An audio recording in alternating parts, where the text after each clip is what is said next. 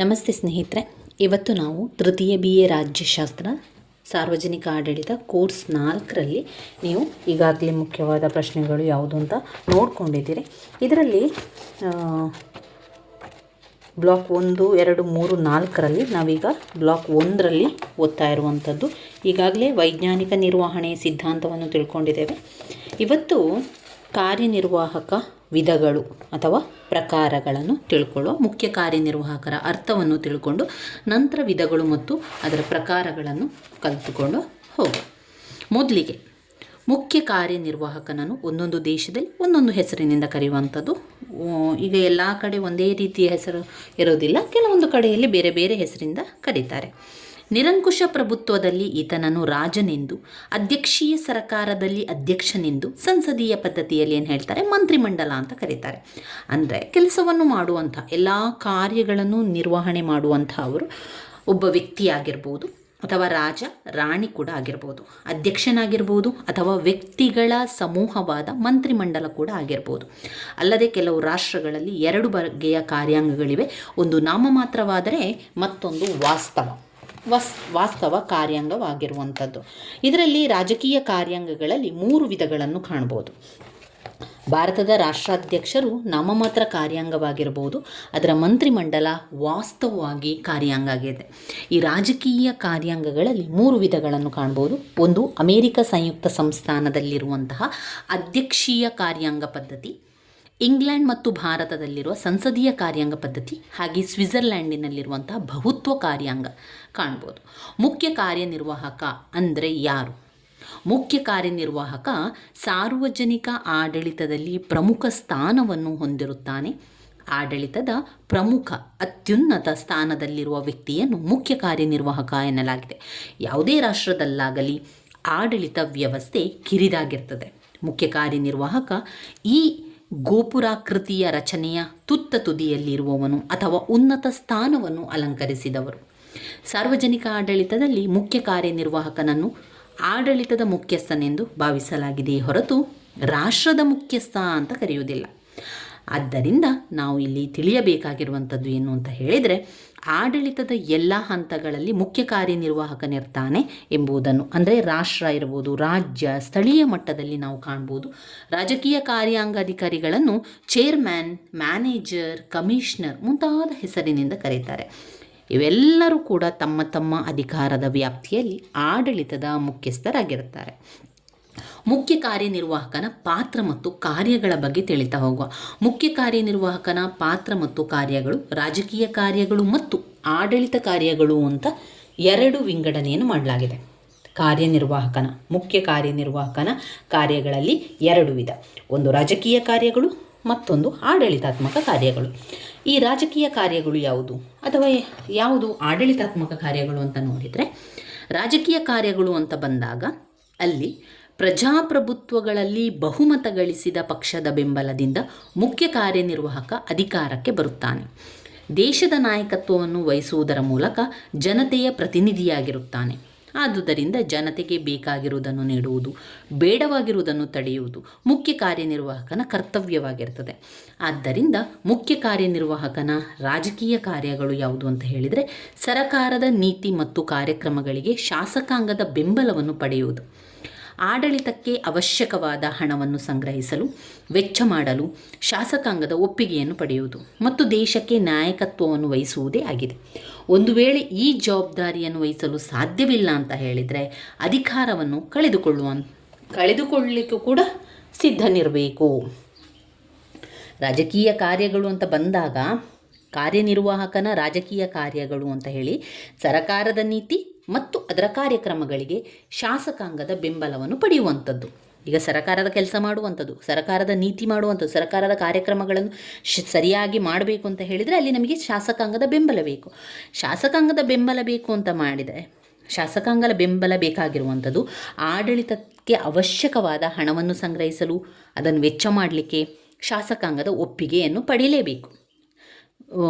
ಪಡೆಯುವಂಥದ್ದು ಮತ್ತು ದೇಶಕ್ಕೆ ನಾಯಕತ್ವವನ್ನು ವಹಿಸುವಂಥದ್ದಾಗಿದೆ. ಒಂದು ವೇಳೆ ಈ ಕೆಲಸಗಳನ್ನು ಮಾಡಲಿಕ್ಕೆ ಸಾಧ್ಯ ಇಲ್ಲ ಅಂತ ಹೇಳಿದರೆ ಅವನು ಅಧಿಕಾರವನ್ನು ಕಳೆದುಕೊಳ್ಳಲು ಸಿದ್ಧನಾಗಿರಬೇಕು.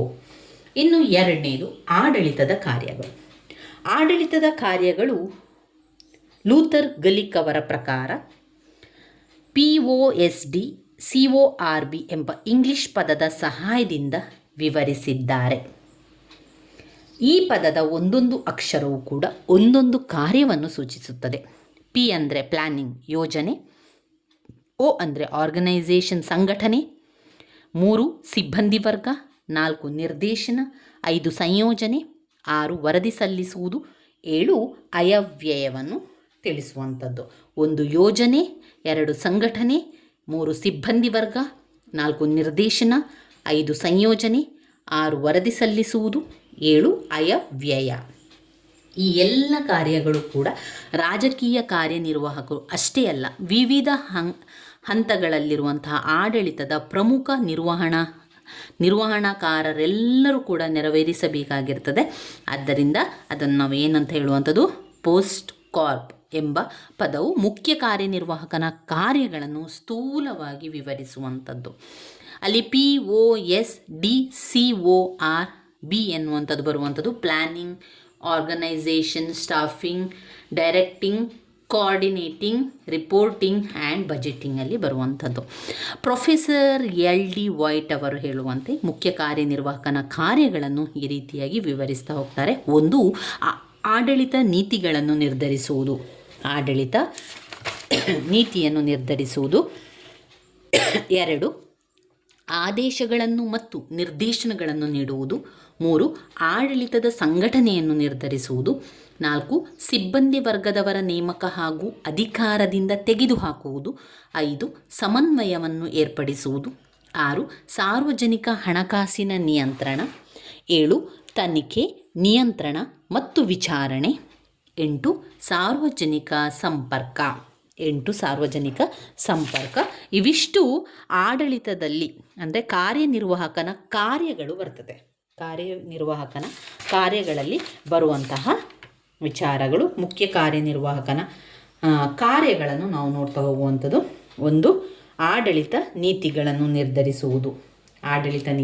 ನಿರ್ಧರಿಸುವಂಥದ್ದು ಮೊದಲನೆಯದು. ಇಲ್ಲಿ ಶಾಸಕಾಂಗವು ಶಾಸನಗಳನ್ನು ಮೊದಲು ರಚಿಸುತ್ತದೆ. ಸಂದರ್ಭ ಹಾಗೂ ಅವಶ್ಯಕತೆಗಳಿಗೆ ತಕ್ಕಂತೆ ಅನ್ವಯವಾಗುವ ವಿವರಗಳನ್ನು ನಿರ್ಧರಿಸುವ ಅಧಿಕಾರವನ್ನು ಕಾರ್ಯಾಂಗಕ್ಕೆ ನೀಡಲಾಗ್ತದೆ.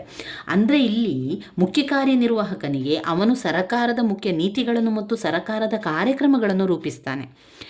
EN ಗ್ಲಾಡನ್ ಅವರು ಮಾತಿನಲ್ಲಿ ಹೇಳ್ತಾರೆ, ಆಡಳಿತ ನೀತಿ ಅಂತ ಹೇಳಿದರೆ ಆಡಳಿತಗಾರನು ಸರಕಾರದ ಇಚ್ಛೆಯನ್ನು ಪರಿಣಾಮಕಾರಿಯಾಗಿ ಜಾರಿಗೆ ತರುವಂಥದ್ದು.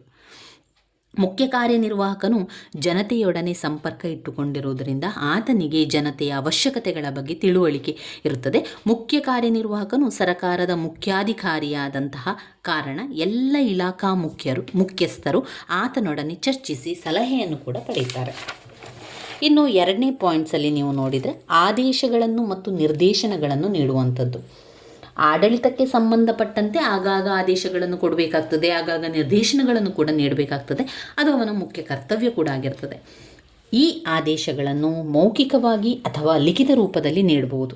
ಇವುಗಳನ್ನು ಘೋಷಣೆಗಳ ಮುಖಾಂತರ, ಸುತ್ತೋಲೆಗಳ ಮುಖಾಂತರ, ಅನೌಪಚಾರಿಕ ಪತ್ರ ಮತ್ತು ಮೌಖಿಕ ನಿರ್ದೇಶನಗಳ ರೂಪದಲ್ಲಿ ಕೂಡ ಇರ್ತದೆ. ಈ ಆದೇಶಗಳು ಮತ್ತು ನಿರ್ದೇಶನಗಳು ಬಹುಮಟ್ಟಿಗೆ ಆಡಳಿತ ಸ್ವರೂಪವನ್ನು ನಿರ್ಧರಿಸುತ್ತದೆ. ಉತ್ತಮ ಆಡಳಿತ ಕಾರ್ಯನಿರ್ವಹಣೆಯ ಪ್ರಮುಖ ಕಾರ್ಯನಿರ್ವಾಹಕನ ದಕ್ಷತೆಯನ್ನು ಕೂಡ ಅವಲಂಬಿಸುತ್ತದೆ. 3ನೇ ಪಾಯಿಂಟ್ನಲ್ಲಿ ಆಡಳಿತದ ಸಂಘಟನೆಯನ್ನು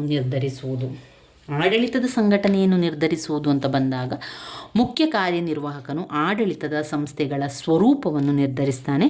ಉದಾಹರಣೆಗೆ ಇಲಾಖೆಗಳು, ನಿಗಮಗಳು ಮತ್ತು ಆಯೋಗಗಳನ್ನು ಆಡಳಿತದ ಅನುಕೂಲಕ್ಕೆ ತಕ್ಕಂತೆ ರಚಿಸಲಾಗ್ತದೆ. ಹೊಸ ಕಾರ್ಯಚಟುವಟಿಕೆಗಳಿಗೆ ಅಗತ್ಯವಾದ ಹೊಸ ಇಲಾಖೆಗಳು ಅಥವಾ ಬೇರೆ ಯಾವುದೇ ಸಂಘಟನೆಗಳನ್ನು ಸೃಷ್ಟಿಸುವುದು ಹಾಗೂ ಹಳೆಯ ಸಂಘಟನೆಗಳನ್ನು ಪುನರ್ರಚಿಸುವುದು ಕೂಡ ಅಗತ್ಯ. ಇದೆಲ್ಲ ಕೂಡ ಮುಖ್ಯ ಕಾರ್ಯನಿರ್ವಾಹಕನು ತನ್ನದೇ ಆದ ಒಂದು ವೈಯಕ್ತಿಕ ತೀರ್ಮಾನಕ್ಕನುಗುಣವಾಗಿ ಆಡಳಿತ ಸಂಘಟನೆಯ ವಿವರಗಳನ್ನು ಅಗತ್ಯ ಮತ್ತು ಅವಶ್ಯಕತೆಗೆ ಅನುಗುಣವಾಗಿ ನಿರ್ಧರಿಸ್ತಾನೆ. ಸಾಮಾನ್ಯವಾಗಿ ಇಲ್ಲಿ ಯಾವುದೇ ರೂಪದ ಸಂಘಟನೆಯಾಗಲಿ ಅಥವಾ ಆಂತರಿಕ ರಚನೆಯನ್ನು, ಎಷ್ಟು ಉಪವಿಭಾಗಗಳಿರಬೇಕು, ಎಷ್ಟು ಜನ ಸಿಬ್ಬಂದಿ ವರ್ಗವಿರಬೇಕು ಎಂಬುದನ್ನು ಮತ್ತು ಅವರ ಪ್ರತಿಯೊಬ್ಬರ ಕರ್ತವ್ಯಗಳನ್ನು ಮುಖ್ಯ ಕಾರ್ಯನಿರ್ವಾಹಕನು ನಿರ್ಧರಿಸಬೇಕು. ಇನ್ನು 4ನೇ ಪಾಯಿಂಟ್ ನೋಡಿದರೆ ಸಿಬ್ಬಂದಿ ವರ್ಗದವರ ನೇಮಕ ಮಾಡುವಂಥದ್ದು ಹಾಗೂ ಅಧಿಕಾರದಿಂದ ತೆಗೆದುಹಾಕುವಂತಹ ಕಾರ್ಯ ಇದೆ. ಮುಖ್ಯ ಕಾರ್ಯನಿರ್ವಾಹಕನಿಗೆ ಸಿಬ್ಬಂದಿ ವರ್ಗದವರನ್ನು ನೇಮಕ ಮಾಡುವಂತಹ ಹಾಗೆ ಅವರನ್ನು ಕೆಲಸದಿಂದ ವಜಾ ಮಾಡುವಂಥದ್ದು ಅಥವಾ ಕೆಲಸದಿಂದ ತೆಗೆದುಹಾಕುವಂಥ ಒಂದು ಅಧಿಕಾರ ಕೂಡ ಯಾರಿಗಿದೆ? ಮುಖ್ಯ ಕಾರ್ಯನಿರ್ವಾಹಕನಿಗೆ ಇರುವಂಥದ್ದು. ಈ ಒಂದು ಅಧಿಕಾರದಿಂದ ದೇಶದಿಂದ ದೇಶಕ್ಕೆ ಈ ಒಂದು ಅಧಿಕಾರ ಇರ್ಬೋದು ಅಥವಾ ಈ ಒಂದು ಕಾರ್ಯಗಳೆಲ್ಲ ಕೂಡ ದೇಶದಿಂದ ದೇಶಕ್ಕೆ ಭಿನ್ನವಾಗಿರ್ತದೆ. ಆಯಾ ದೇಶದ ಒಂದು ಸಂವಿಧಾನದ ಪದ್ಧತಿಗೆ ಅನುಗುಣವಾಗಿ ಯಾವ ರೀತಿ ಸಂವಿಧಾನ ಇದೆ ಆ ರೀತಿಯನ್ನು ನೋಡಿಕೊಂಡು ಕೆಲಸಕ್ಕೆ ಸೇರಿಸುವಂಥದ್ದು ಅಥವಾ ಕೆಲಸದಿಂದ ವಜಾ ಮಾಡುವಂಥ ಅಧಿಕಾರ ಮುಖ್ಯ ಕಾರ್ಯನಿರ್ವಾಹಕನಿಗೆ ಇರುವಂಥದ್ದು.